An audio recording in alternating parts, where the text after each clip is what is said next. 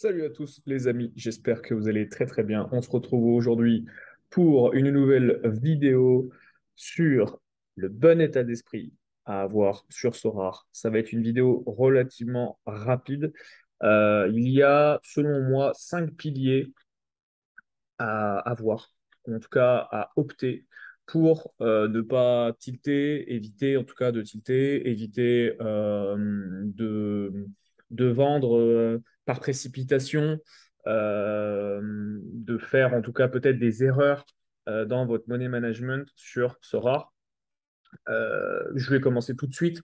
Le premier pilier qui, selon moi, vaut pour de nombreux investissements, c'est quelque chose aussi, ces 5 piliers-là, c'est quelque chose que vous allez pouvoir dupliquer sur les paris sportifs, si vous faites du poker, si vous êtes dans l'immobilier, etc. Soyez patient, d'accord? Quel que soit le budget que vous avez, soyez patient. C'est pas parce que vous avez 10 ETH en galerie qu'il faut ne pas être patient, d'accord? Il faut savoir des fois se précipiter, on va dire, et acheter des cartes en fonction des informations que vous avez. On va y revenir par rapport aux informations. Mais ne prenez jamais de décision après avoir lu une rumeur ou une info d'une source qui est non officielle. Voilà, prenez le temps d'aller confirmer l'information que vous avez, que vous voyez avec plusieurs sources. Très souvent, là, pendant ce mercato d'été, on a eu des bumps sur certaines cartes parce que d'une information à une autre, on a eu des dérèglements de marché où en fait, il y avait 15 achats dans l'heure et puis dans l'heure après, en fait, le deal se faisait plus et donc 15 ventes. Voilà, c'est de la surréaction et donc vraiment, soyez patient. Le deuxième pilier, c'est soyez rigoureux. Ayez une stratégie avant de vous lancer. D'accord? Il y a 5 éléments pour établir une stratégie. On en a déjà parlé sur cette chaîne, donc n'hésitez pas à aller voir la vidéo, je vous la mets en lien épinglé. Le budget, ça c'est un élément que vous devez établir. Le temps que vous souhaitez consacrer à Sora, la veille informationnelle. Donc, il va falloir que vous l'affiniez, il va falloir que vous ayez les bonnes informations et pas que vous ayez énormément d'informations qui peut brouiller votre cerveau. Il va falloir que vous concentrez votre esprit sur la prise d'informations et la capacité, du coup, ça vous donnera de la rapidité sur la capacité de réaction aussi. Est-ce que, donc, choisir votre profil, est-ce que vous êtes plus un profil de joueur ou est-ce que vous souhaitez faire de l'achat-revente? D'accord? C'est en lien évidemment avec votre budget et la flexibilité. Et donc, voilà, toujours cette capacité à réagir ou alors à mettre votre business en semi-automatique. C'est vraiment, tout ça, je l'englobe sous le sens de la rigueur parce que sans une bonne stratégie, dans n'importe quelle source d'investissement, vous allez droit au mur, très clairement. Donc, mettez-la en place. Si vous n'êtes pas capable ou vous ne ressentez pas la capacité de la mettre tout seul en place, n'hésitez pas. Je peux vous conseiller. Vous m'envoyez un mail. Le mail est en description de cette vidéo. Vous m'envoyez un mail, vous me posez toutes vos questions et je suis à votre écoute. Le troisième pilier, c'est soyez stable psychologiquement. J'aurais pu résumer ça avec le titre, d'accord? Je ferai une vidéo explicative sur le sujet.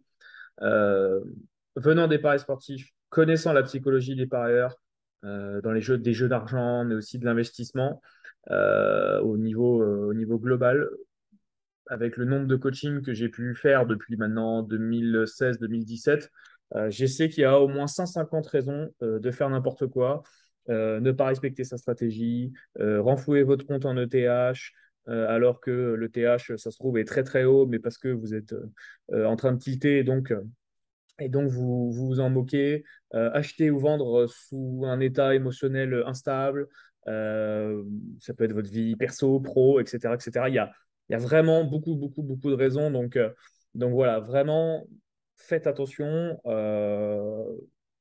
restez, essayez en tout cas à être stable psychologiquement. Et si vous sentez que vous ne l'êtes pas, peut-être faire une petite pause sur ce rare, ne plus scouter, ne plus y toucher, puis laisser un petit moment afin de vraiment reprendre du plaisir.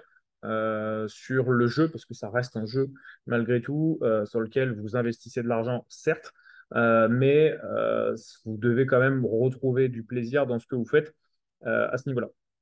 N'hésitez pas d'ailleurs, si vous souhaitez voir la future vidéo sur le tilt, à vous abonner à la chaîne YouTube. Ça fait toujours plaisir. Je le demande rarement, mais voilà, si vous voulez recevoir la petite notification pour la prochaine vidéo de la chaîne, n'hésitez pas. Ça fait toujours du bien par là où ça passe. Le quatrième pilier, c'est soyez un bon anticipateur. Mais anticiper, ça ne veut pas dire attendre un retour sur investissement de 300% après avoir attendu 2 ans. Voilà. D'accord? Anticiper, c'est anticiper aussi au bon moment. Il y a très souvent, je vois énormément de managers qui achètent des cartes de gamins qui ont 16, 17 ans, qui n'ont jamais joué ou très peu joué, et on voit un bout de potentiel, mais qu'est-ce que ça va vraiment faire? Est-ce qu'on va vraiment lui donner sa chance? Et c'est des cartes qui partent à plus d'une centaine d'euros, etc. Enfin, en fonction des budgets de chacun, après, évidemment, voilà, ça ne veut rien dire. Mais j'estime qu'il faut faire attention quand même parce qu'il y a quand même une grosse possibilité de risque. Donc, l'anticipation sur ce soir, c'est très très bien. Mais si vous achetez une carte et qu'en fait, le gars, il perf vraiment que dans 2, 3 ans, est-ce qu'il ne faudrait pas peut-être attendre, limite payer un meilleur prix que ce que vous voulez payer là actuellement? Voilà, c'est tout de suite, c'est une réflexion à avoir et à faire, mais faut pas non plus acheter à tout bout de champ parce que vous avez vu un bout de talent arriver. Des talents dans le football, il y en a partout.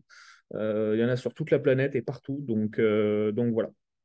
Euh, Ce qui multiplie en fait multiplier sur un nombre de profils similaires, en fait, ça peut juste vous empêcher d'avoir une certaine flexibilité et du coup de vous bloquer en fait, tout simplement. Donc, n'essayez pas de vous mettre dans des situations que vous ne souhaitez pas être, tout simplement. Anticiper, ça peut être très bien, mais il y a un juste milieu de l'anticipation. Si vous voulez anticiper pour garder une carte 2, 3 ans, je ne suis pas certain que ça soit vraiment très bien. Du long terme sur ce rare, c'est plus de 6 mois. D'accord? Donc, voilà. Garder une carte 6 mois, 1 an, c'est plutôt pas mal déjà. C'est plutôt pas mal. Pour moi, acheter une carte où on va me dire, ouais, mais dans 2 ans, le mec, il va perf et tout, je vais avoir un retour sur investissement gros.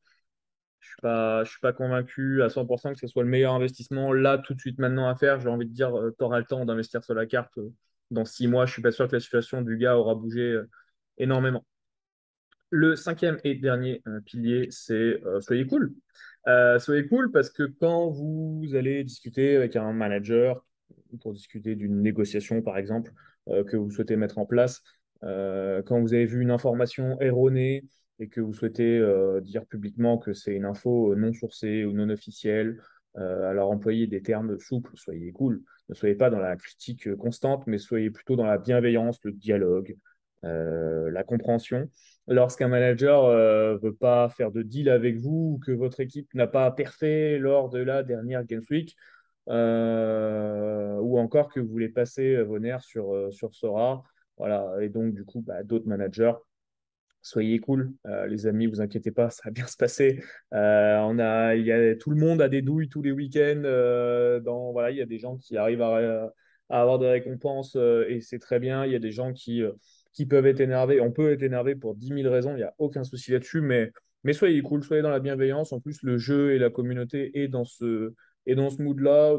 Je pense qu'il faut aussi également l'être parce que voilà, ça reste un jeu, je l'ai déjà dit, mais globalement, tout est lié. Euh, D'ailleurs, si vous voulez être détendu, passer un moment sympa tout en gagnant de l'argent grâce à Sora, ben, n'hésitez pas. Je stream, j'ai commencé à streamer sur ma chaîne Twitch.